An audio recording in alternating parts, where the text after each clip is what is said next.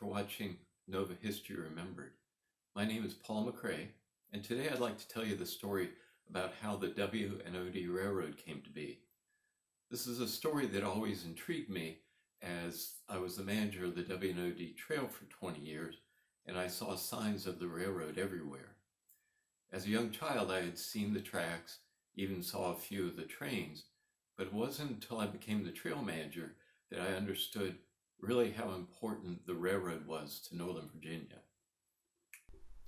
In 1847, travel through Northern Virginia was difficult and slow, mostly using horses to ride or to pull wagons and carriages. Most roads weren't paved with stone and became muddy during rains and in wintertime, making it almost impossible for a horse-drawn vehicle to navigate. The C&O Canal offered a travel and shipping option to those who could make it across the Potomac River to Maryland, but the canal was prone to shutting down during droughts and freezes. Later, the Baltimore and Ohio Railroad became an option for passengers, freight, and farm goods. Anyone in Virginia near the Potomac River who could cross to the railroad on a boat or ferry could take advantage of the fast rail service. As a result, more freight from farms and towns in the outer areas of Northern Virginia was taken to Baltimore, and people even traveled there for shopping. The subsequent loss of business for Alexandria spurred city fathers to petition the state to authorize a railroad. The Alexandria and Harper's Ferry Railroad was founded in 1847 and later was renamed the Alexandria, Loudoun, and Hampshire Railroad, with the goal of reaching Hampshire County, now in West Virginia, but Virginia at that time. The plan was to haul coal from the mines in Hampshire County, but funding was tight and progress on the railroad was slow. Construction of the railbed was done with oxen and mules pulling drags and wagons to cut through the hills and to fill low areas.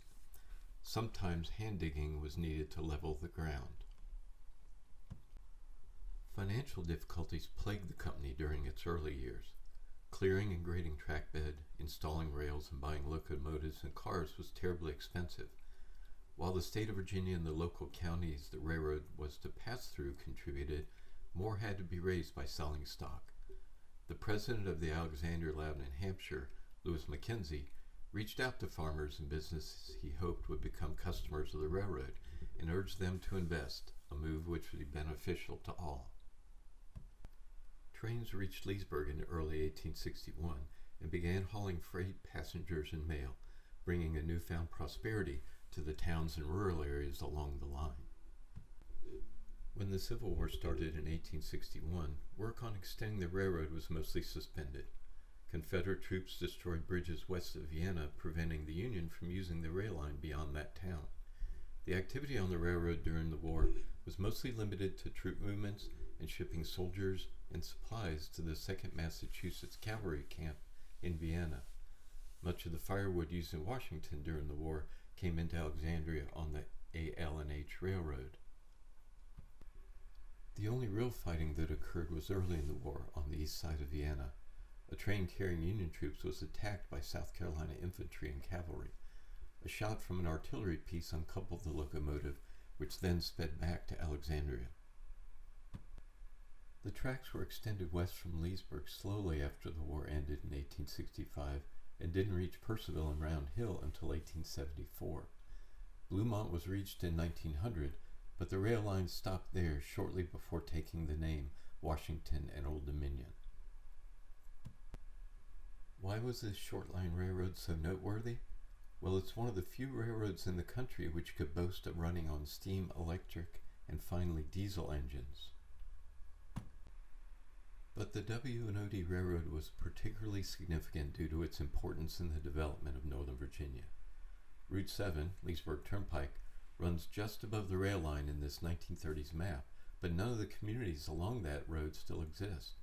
The railroad was Main Street through this part of Northern Virginia for many years, and people wanted to be near it for passenger service or to receive and ship farm products.